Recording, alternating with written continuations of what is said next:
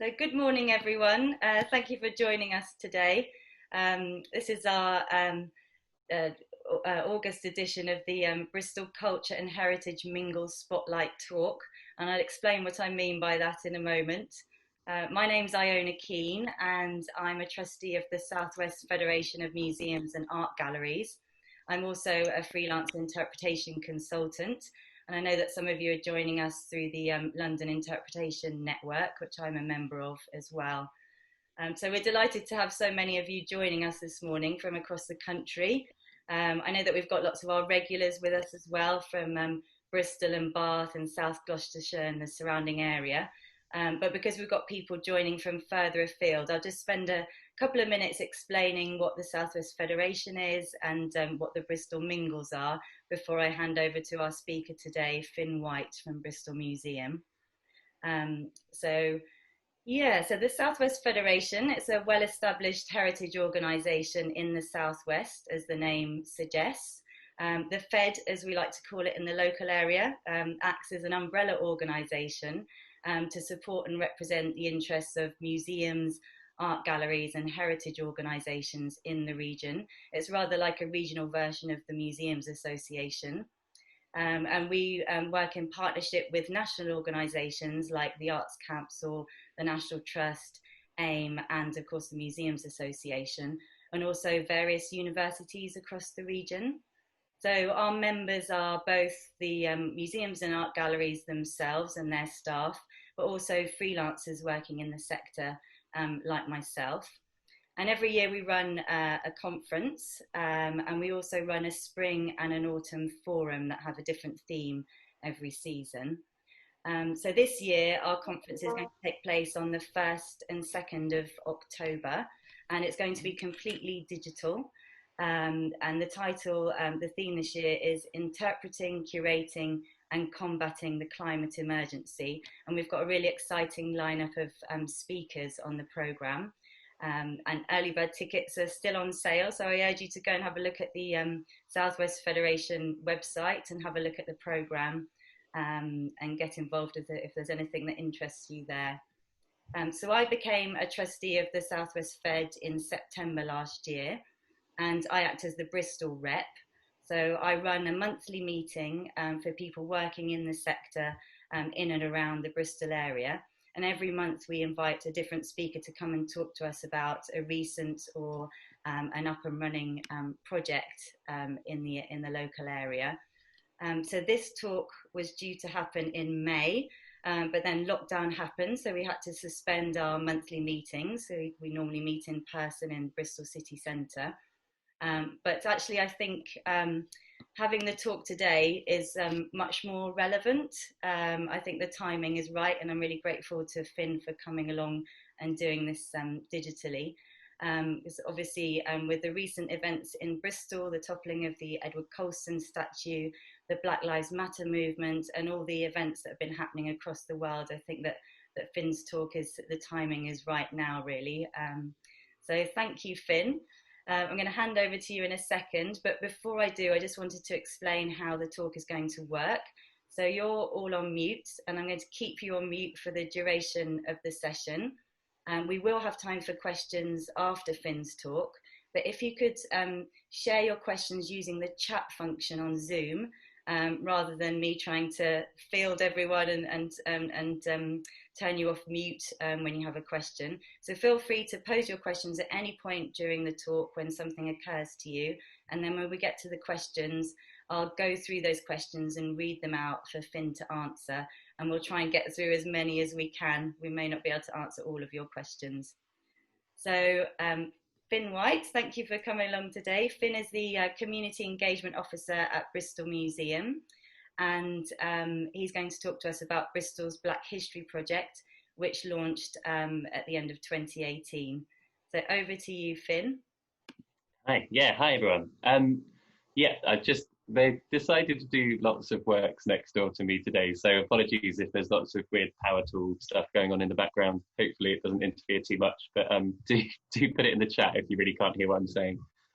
I'm going to share my screen with you so you can see my presentation.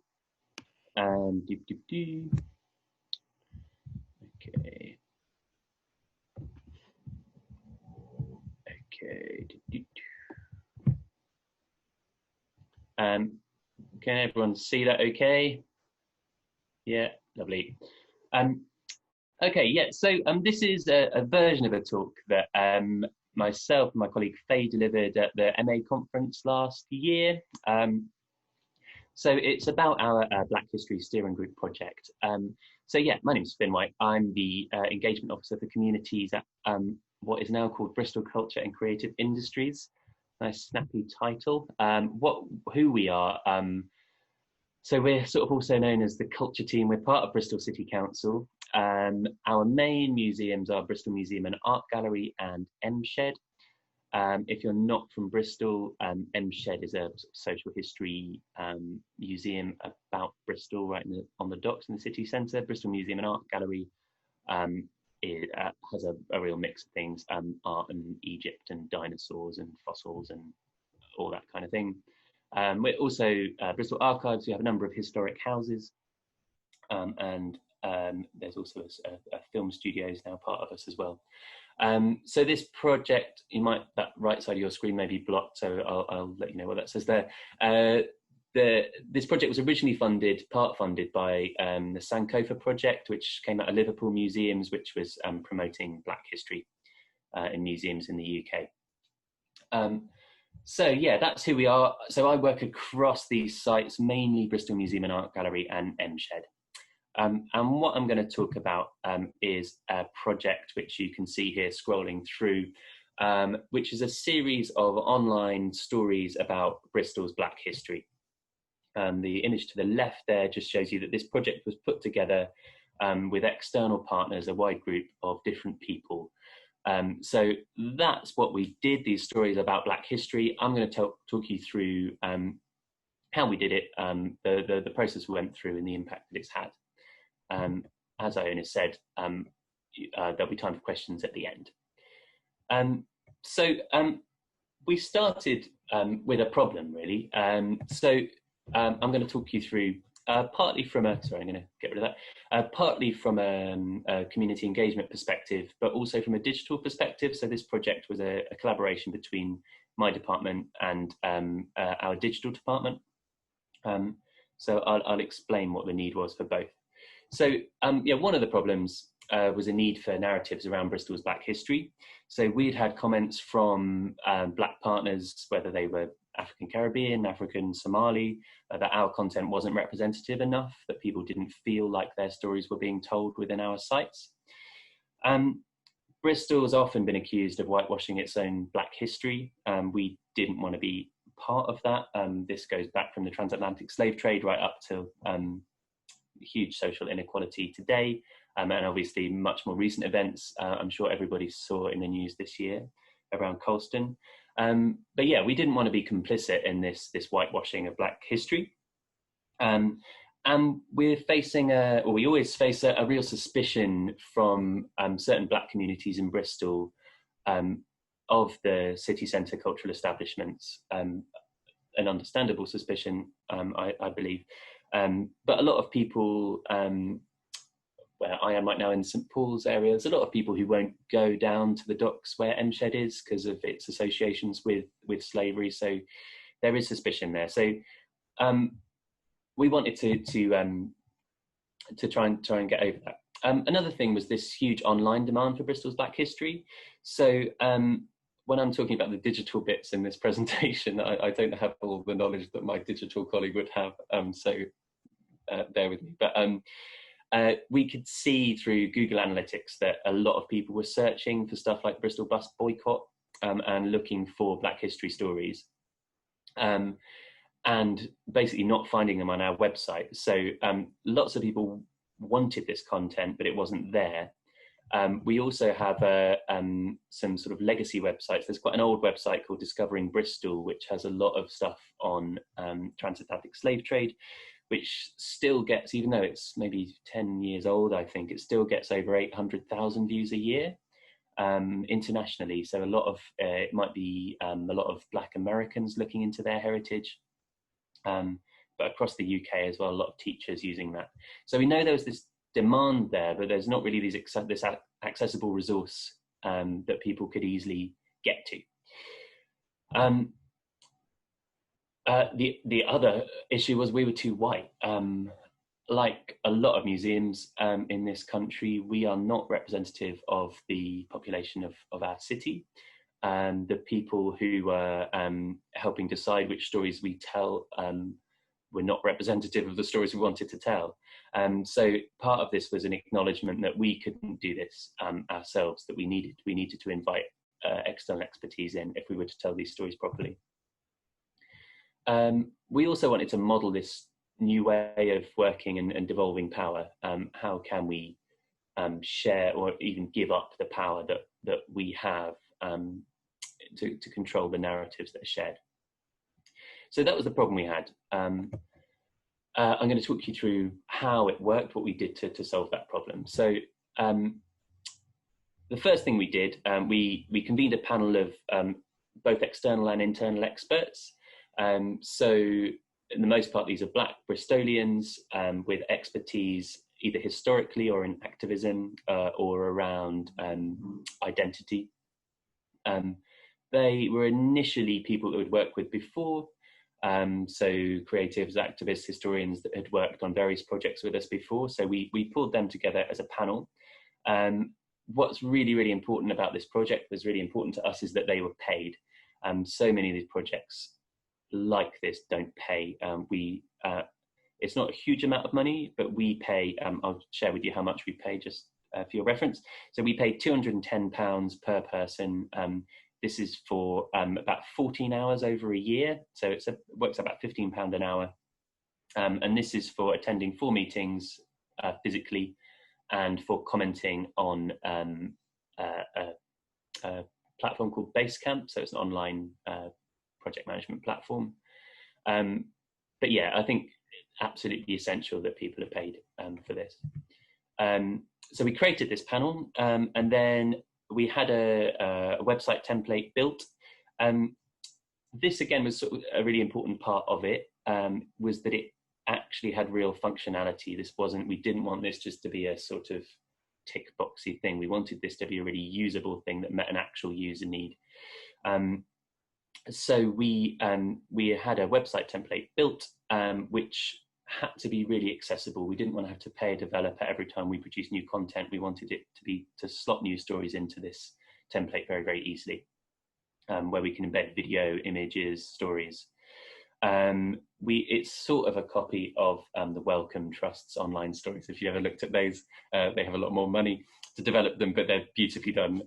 So we were sort of looking at that. But again, for your reference, it cost about £2,000 to develop the original templates, which is now free for us to edit. So we then co-produced a survey. So we wanted to know, what do the audience want? Again, we didn't want to just say, we know what you want to hear. We wanted to see what the user need was. So we put together a survey around around Black history, put it out publicly, asking people what they wanted to know about Bristol's Black history, what stories they wanted to hear, what they considered to be Black, what is Black history, should we even be defining this as something separate? And as part of that, we were also asking people whether or not they identified as Black. We didn't want the survey just to go to our sort of core audience who might not be representative of the people we're trying to engage. So we put this survey together. That gave us a load of data around the kind of things people wanted to hear, the kind of stories they wanted to see. And then we produced some stories. So we brought those stories, the ideas from the survey to the panel. And then together we produced a set of stories that we put online. I was going to show you the process of how we do that in a second. You may have looked at the link that Iona shared before this meeting. I can share it again at the end. Here are a couple of examples. So you can see on the right, this is a story that's being scrolled through as if on a phone. This one's on the transatlantic slave trade. It was built this way as a scrolling story. A lot of museum websites have a sort of click-through thing where you click through various windows to get somewhere. Sort of analytics shows people don't actually follow these. They don't click on stuff. And behavior now is really to scroll through like most of us do on our phone. So all of these stories are built to scroll through very simply, very easily, and they're pretty short, so you can read them on the bus on the way to work. You could read them in your lunch break, on your break. That was the sort of structure of them. So we've done numerous different stories. There's transatlantic slave trade here. You can see top left there, there's one called 19 Black Bristol Women Who Made a Difference. This came from a lot of feedback that people wanted positive stories of Black Bristolians. They didn't just want to hear about the slave trade, though that was important. So that was that.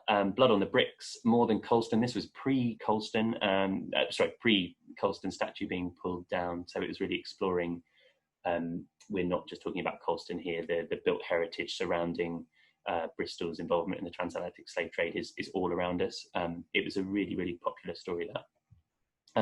We've also looked at Somalis in Bristol, so Somali history in Bristol. It's really important that I think sometimes Black history can just be told as West African Caribbean history. It's really important in a city like Bristol, where actually, I think I'm right in saying that now the predominant Black African population in Bristol is actually Somali, and we have increasing numbers of Eritrean, Ethiopian.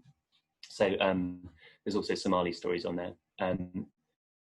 So the way we went about this was as so. So the group decided on what stories should be told. So, for example, we wanted to tell one about transatlantic slave trade or the story of Somalis in Bristol. And then we commissioned a story writer. So the writer could have been a member of the panel themselves. So often it was. They might have had a specific expertise in that area. Sometimes it was external people, so who had an expertise in that specific area. So increasingly we're going to do that, I think, is ask people who have already done a bit of work in the area. And then I don't know if you can see whether that might be blocked. It's blocked on my screen. Then the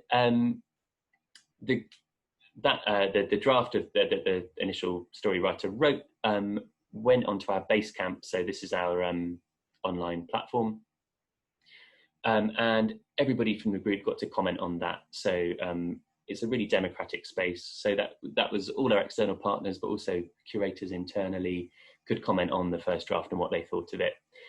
It then came through us, and we filtered it for readability. This is a really important stage because, again, we wanted to make sure it was this really accessible thing. And I didn't know until doing this project that that Google actually reads a little bit like a human. So it starts at the top and it scans down in much the same way we do. And if there's really difficult words in there, if there's really academic language in there, it doesn't really like it and will have it much lower down the search. So the more academic, more difficult your text is to read, the less likely it's going to pop up when someone Googles it. So we use various ways of doing this to make sure that these stories are really readable. There's a free thing called Hemingway app, which you can look at, which is a bit, I think is a bit like that really annoying Grammarly thing that they always advertise on YouTube. But it's actually a really good way of highlighting where there's going to be things that Google won't like, where sentences are too long, the language is too difficult. And with this, we had a lot of really sort of academic writing coming in from some of our contributors, and we sort of had to help them make it much more accessible. So yeah, that was the next stage. Then that went back to the writer. They checked the edits, made sure they were happy with everything. We didn't at any stage want to lose their voice. It was all about their voice rather than ours. So if any of our readability stuff compromised that, we would prioritize their voice over the readability. And then images were sourced by, a lot of them came internally from our collections, but it might be with certain stories we just didn't have any collections or representation around that. So they might come from, sorry, I'm going backwards, might have come from the external partners too. And then we published the stories online and shared them via social media. And then we look at the analytics and feed back into the group. So then we meet again and look at what other stories we want to publish. what people are reading, and whether they're enjoying the stories we're putting out there. So we're just going to look quickly at the impact of what happened, whether it worked or not. So the good news is, through the analytics, people are reading the stories. So in the first year of having them up there, it's worth bearing in mind we didn't do this huge launch of it. We were sort of launching it bit by bit and seeing what happened to some extent. But the first year, there were only a few stories up there, we had 16,000 visits. So it's a pretty decent number. What's really positive is that there was people spent an average of four plus minutes on each story, and because they are these quite short form stories, it does go to show people are reading them. You can also now put on them, you can read how quickly people scan through stuff. Slightly creepy, but but we are going to look at that, I think, so we can sort of tell where people stop reading, whether they get bored at a certain point. But anyway, it was really positive data. People were certainly reading them, taking them in, and around 80% of the visits to those pages came straight from a Google search. So again, it's going back to this thing of it's almost no point.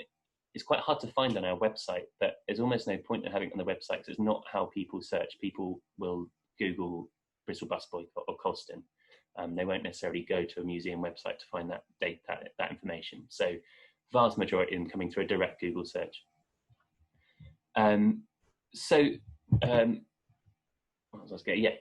Just in terms of, from my perspective and community engagement and the wider city, it is helping to change perceptions. So there's a really positive response to the idea that we were stepping back, letting other people in. Paying people was really key, I think, to that. And a lot of those stories were then shared among people. One got shared on a sort of local news website and got a lot of comment and interest. So yeah, it has really started to change some perceptions and hopefully increase a certain amount of trust in us. And the group has started to make bigger decisions. So this is something I'll talk about a bit more later. But so last year we had a painting that depicted a 17th century painting that depicted a black British person, and the curator was wondering about whether or not the museum should acquire it. So we were able to bring her to the group and discuss it with the group, and they could feed into that whole process, which ended up going into her application for the painting. So that is something that we want to build on a bit, is because currently this is a purely digital project, but maybe it could be much wider than that. So I also have to mention, of course, Black Lives Matter in Colston.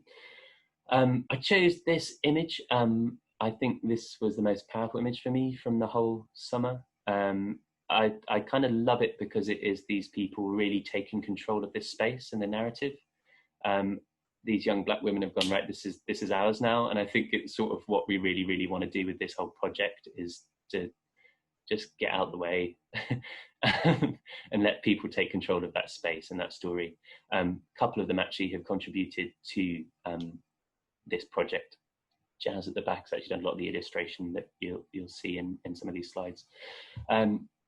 So when it all kicked off this summer, it was amazing to have this resource that we have to be able to share. So we could suddenly start sharing our stuff in response to actually show that we were already part of this conversation.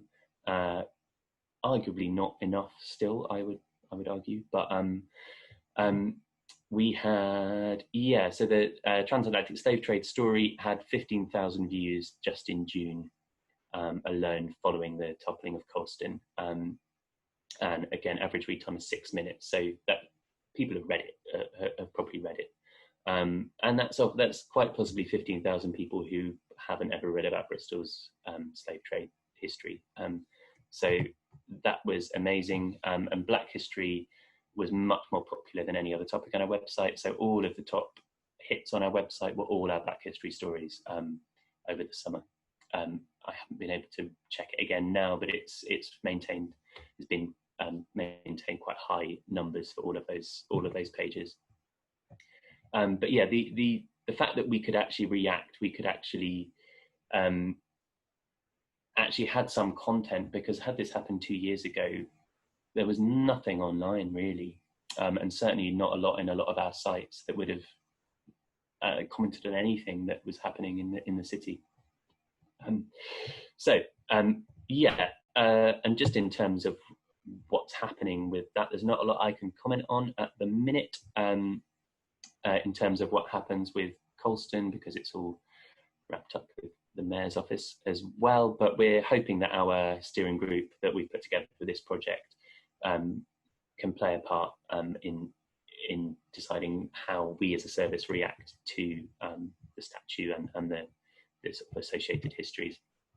So I was going to talk a little bit about what we do next. Something we really want to do is get them involved in a lot more stuff. It's going to mean paying them more, having more meetings.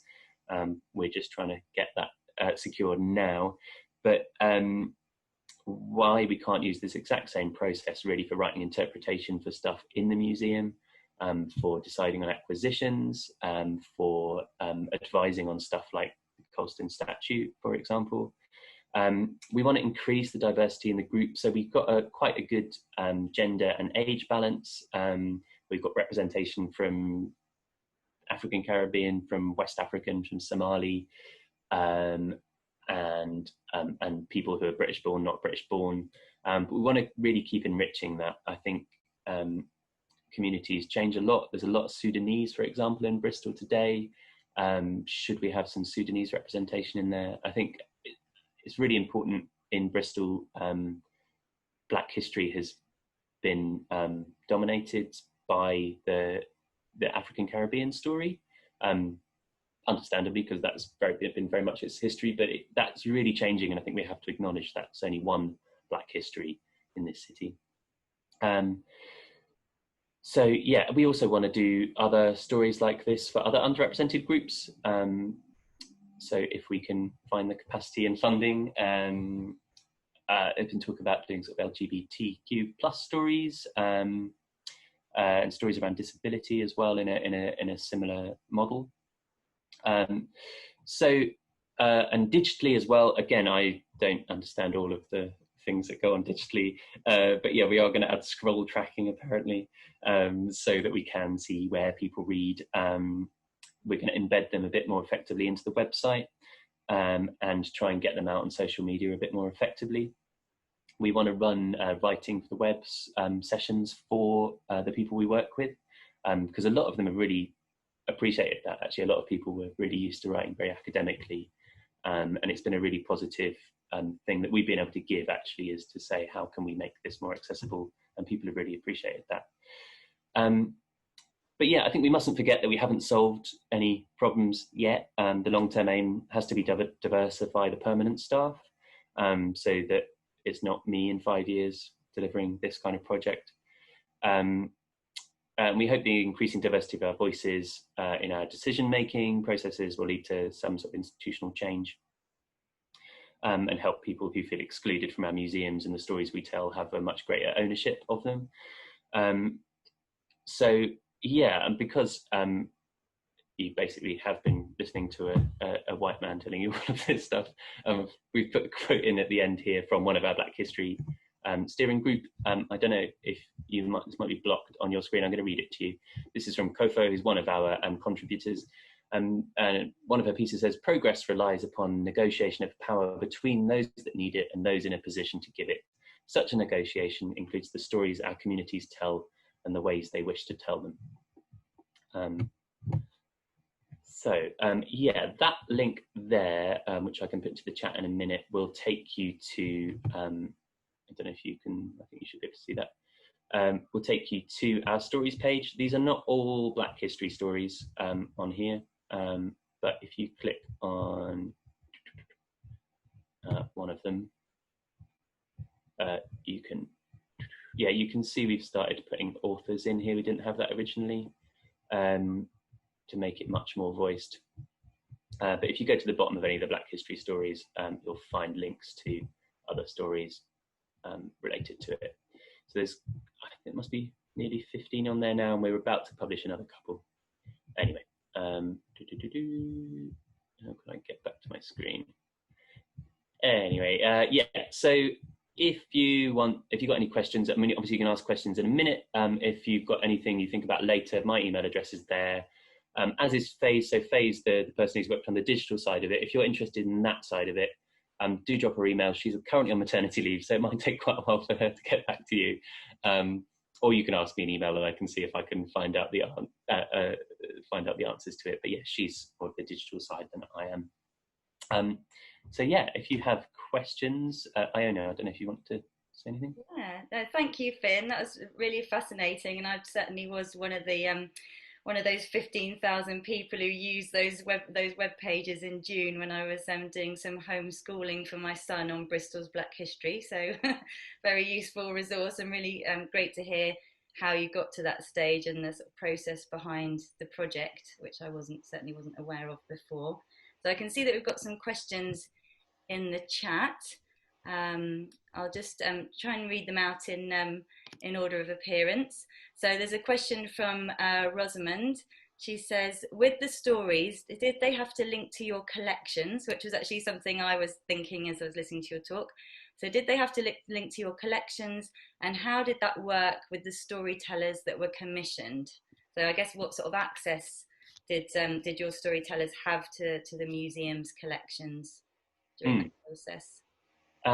So the answer to the first part is no, really. I think part of this this project. Sorry, I can hear myself. I know I can't. That's good.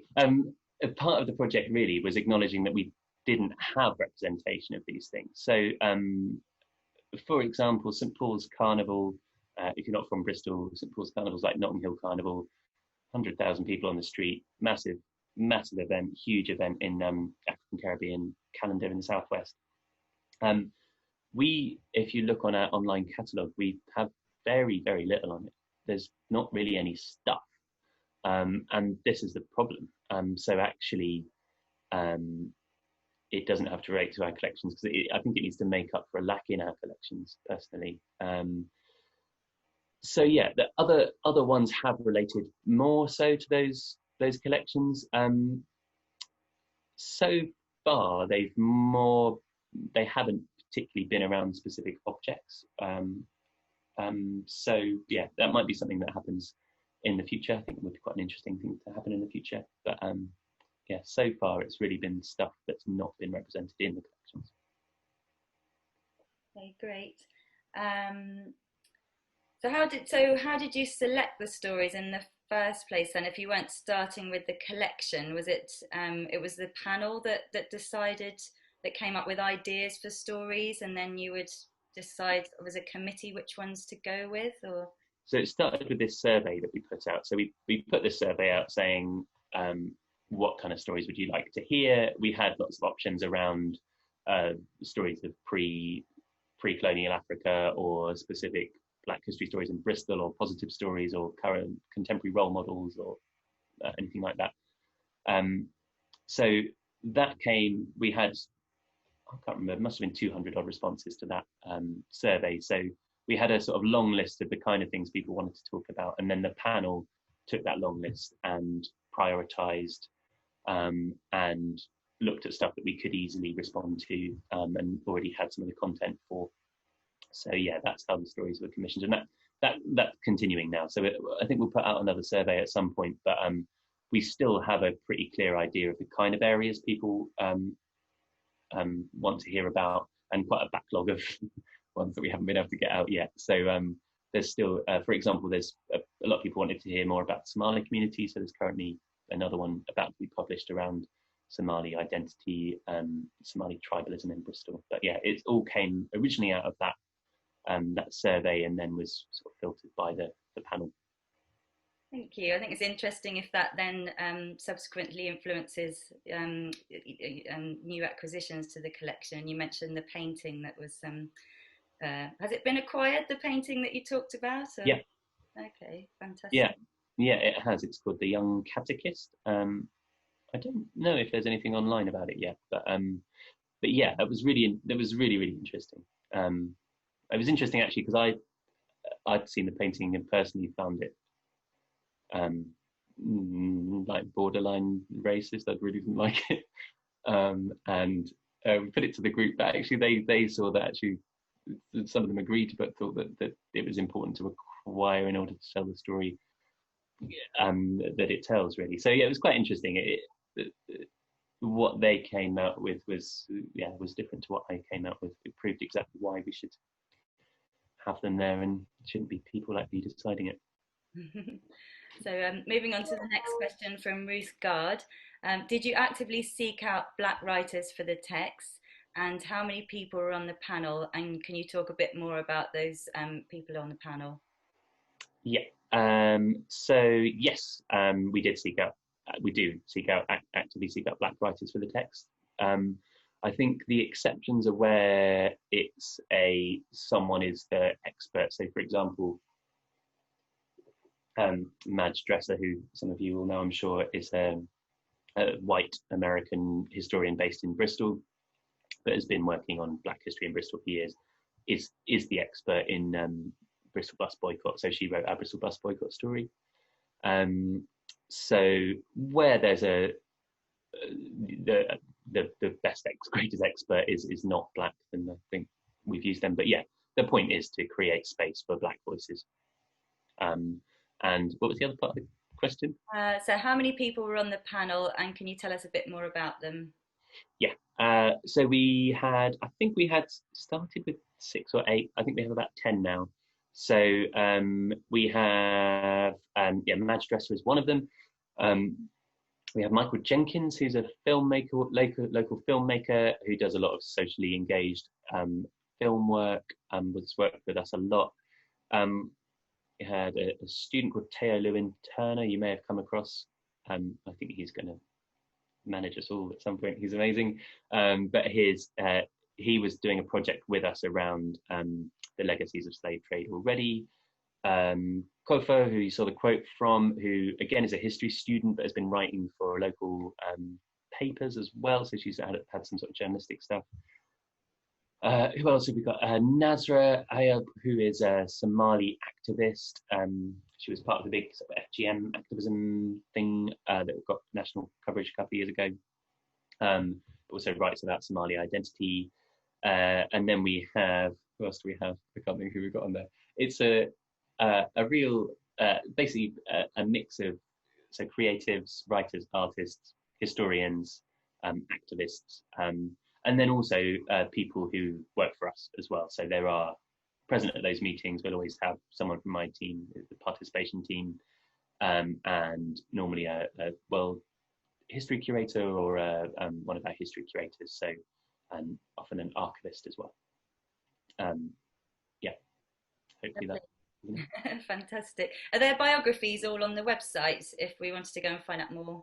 No, that's something we need to work on. So no, there's not. Yeah, it's something I'm very conscious of. We're really under-resourced digitally at the minute because everything's had to be digital.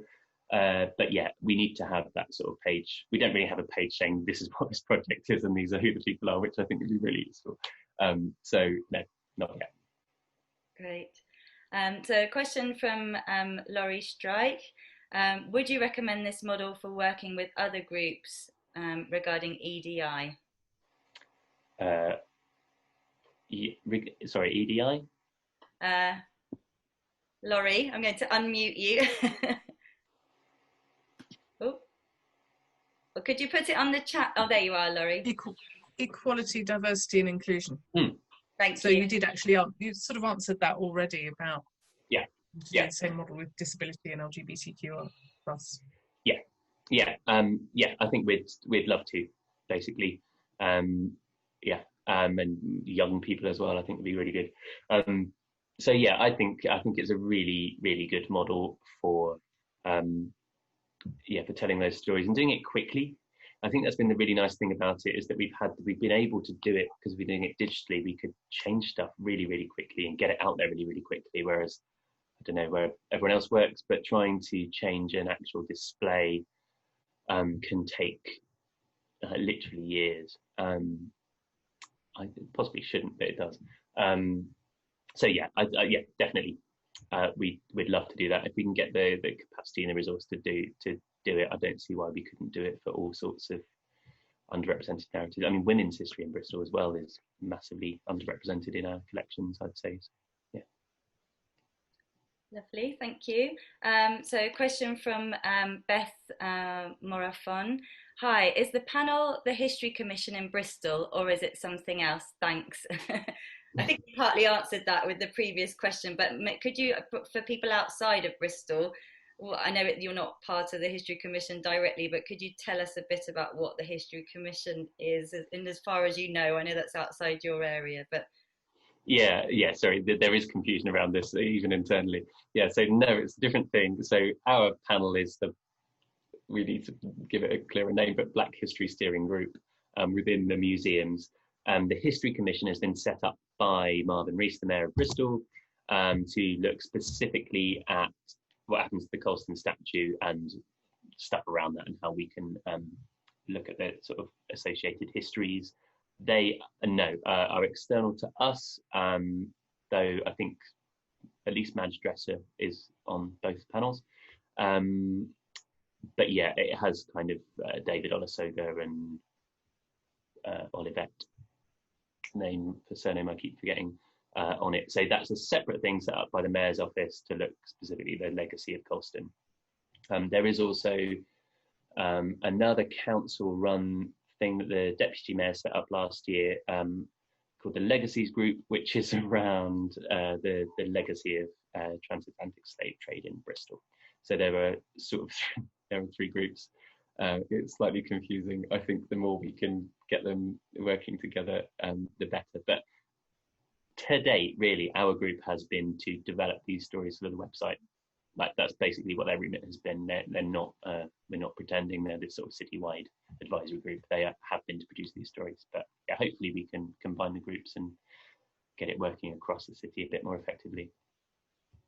Thank you. Thanks for explaining. That was something I was wondering about as well, because I keep hearing about this History Commission, which I think is fairly new, and obviously, in response to the toppling of the Edward Colston statue in June. So it would be interesting to see how it all pans out over the next year or so, and whether the research that the History Commission are doing feeds into your project within the museum service. So yeah, just have to watch this space.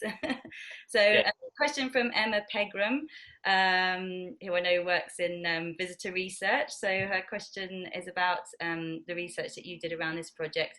So who did the survey go out to? I think you mentioned you had 200 responses, but yeah, interesting to see who it went out to, and actually how did it go out digitally only, or were there any face-to-face surveys as well?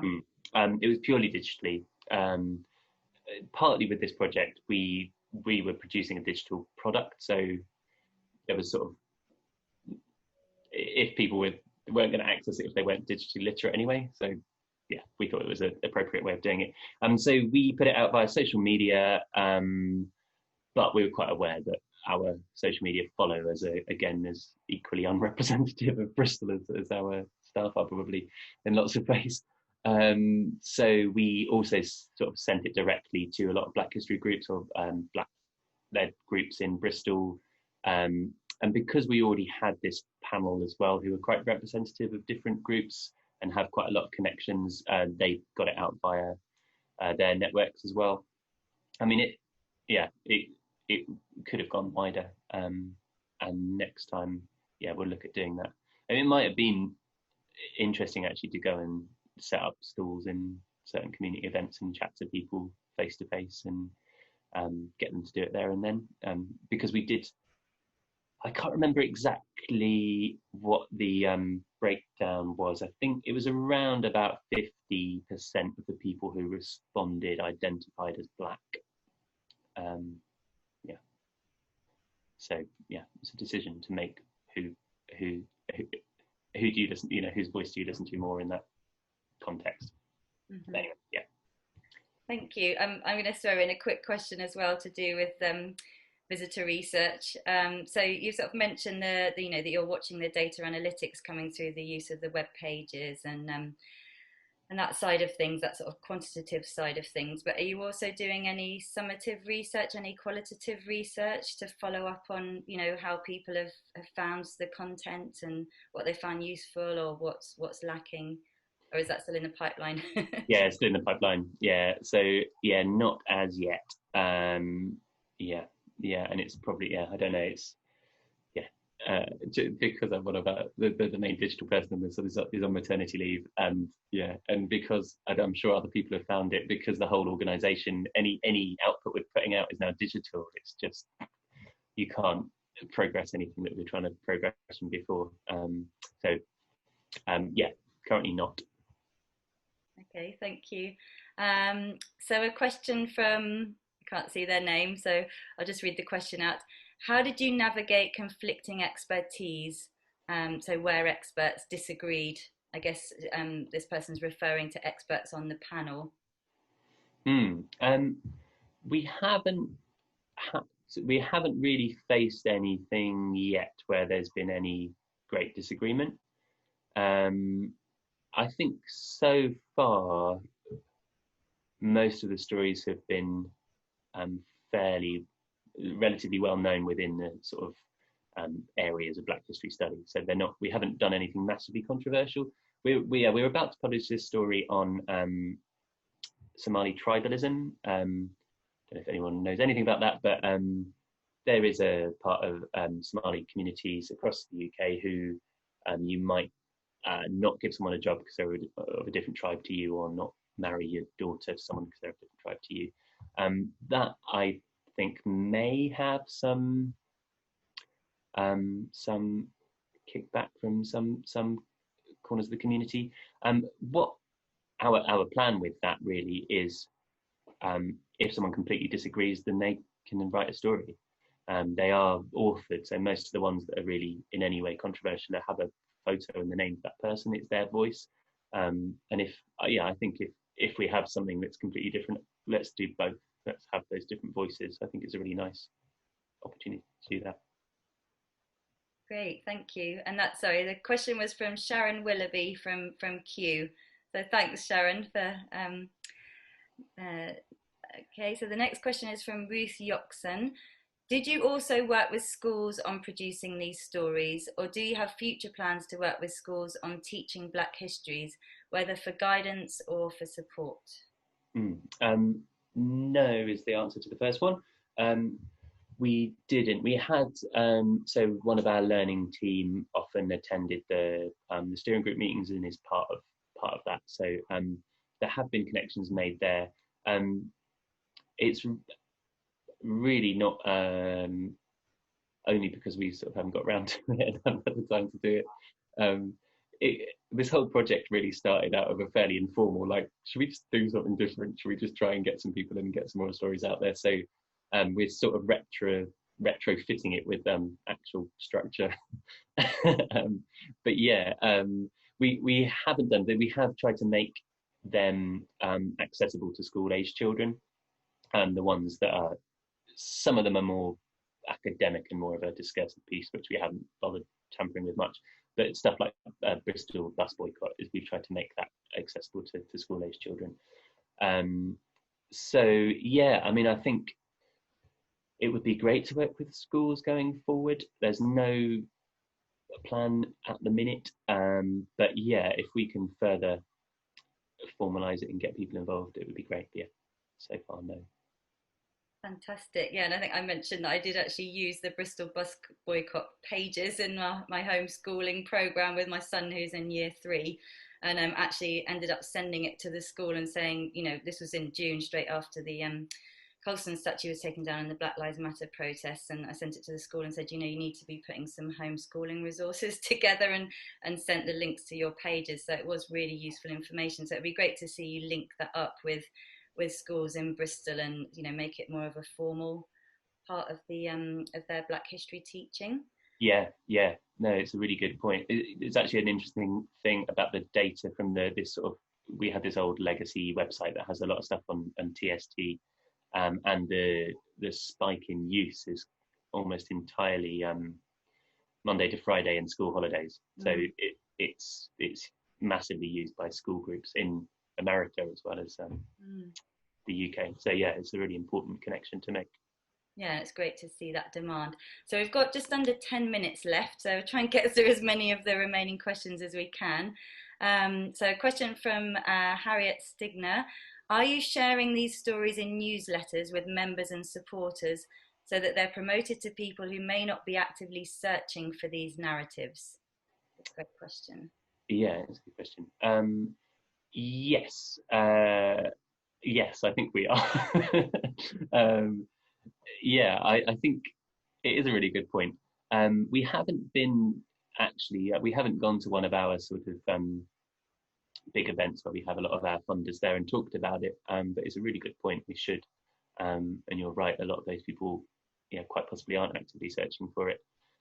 It's certainly something, it's a barrier we always have. We have all those sites I mentioned at the beginning of this presentation. We have one marketing officer, which is often why from our service you don't see an awful lot of content coming out.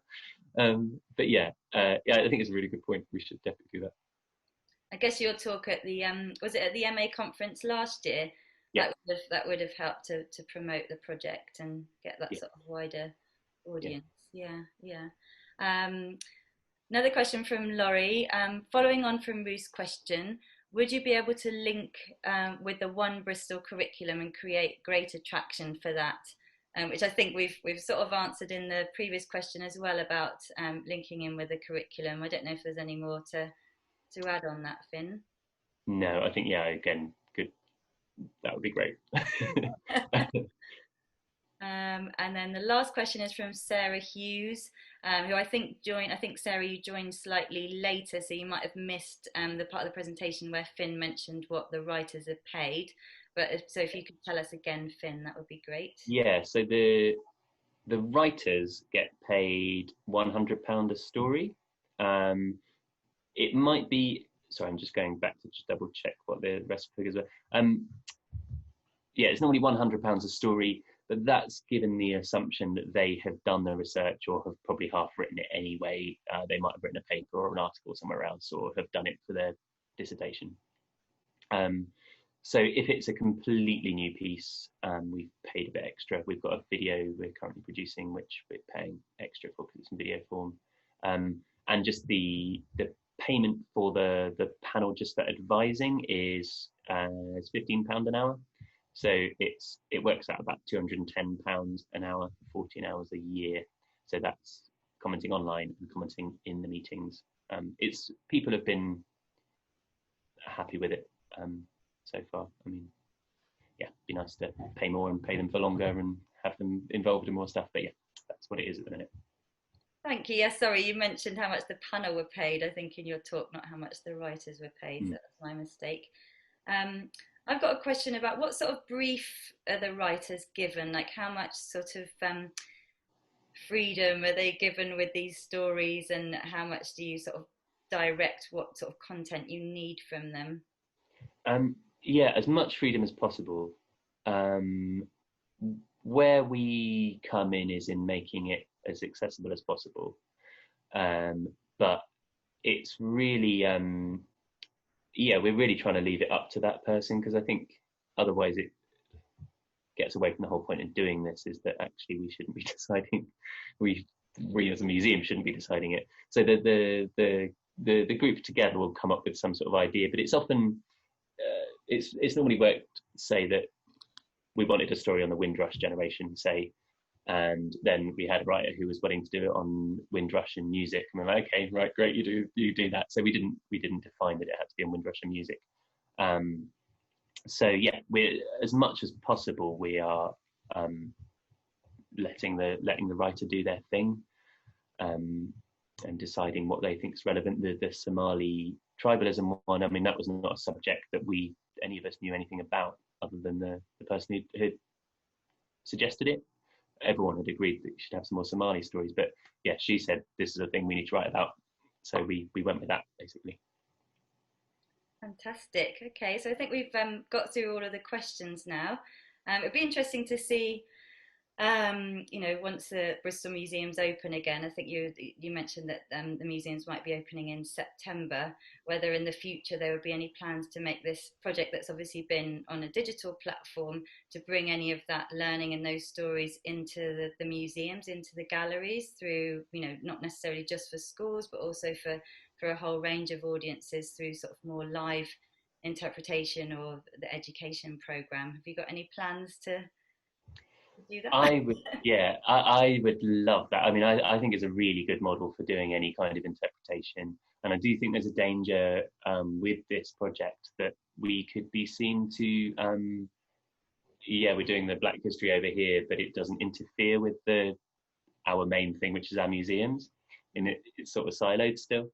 I think it's a great springboard for doing something that actually really changes our actual physical sites. So yeah, I'd love to. I mean, I think it's there's always the sort of battle with the structure of how content is produced. So, you know, I don't have any influence really over how a gallery is developed and produced in one of our main sites. So yeah, it's looking at negotiating how that would work with the traditional way that stuff is currently curated and developed. But I think as a simple model, it has huge capacity for doing anything, any exhibition or redisplay or whatever. I think so. Fantastic. Well, thanks ever so much, Finn. That was a fascinating talk and our first digital talk. So do let us know, everyone. I think you've got the Bristol Mingle email address, because that's where I sent through the link for this meeting. Do let me know if there's any thoughts on how this talk went, anything about sort of how it worked technically that we could improve, or any subjects that you'd like us to cover as well, because we're hoping to resume meeting in person at some point, but I don't yet know when that will happen. We may have one of our outdoor site visits coming up in the autumn, but hopefully we'll continue with more of these spotlight talks online. So do send me any feedback via that bristolmingle@gmail.com email address. And thank you all for attending. And I will make the talk available online, and I'll send that round probably by email. We may also be able to post it onto the South West Fed's website, so I'll send you a link to that when it's live. Thank you, Finn. I think there are lots of thanks coming through on the chat, so hopefully you can see those. And thank you, everyone. Yeah, thank you. Thanks for listening. Yeah. And I was going to say, yeah, do drop me an email if you've got any more complex questions or simple questions, whatever. Yeah, and visit the web pages if you haven't already. Oh, shall I quickly shove a link into the chat just in case? That would be great. Yeah, thanks, Finn.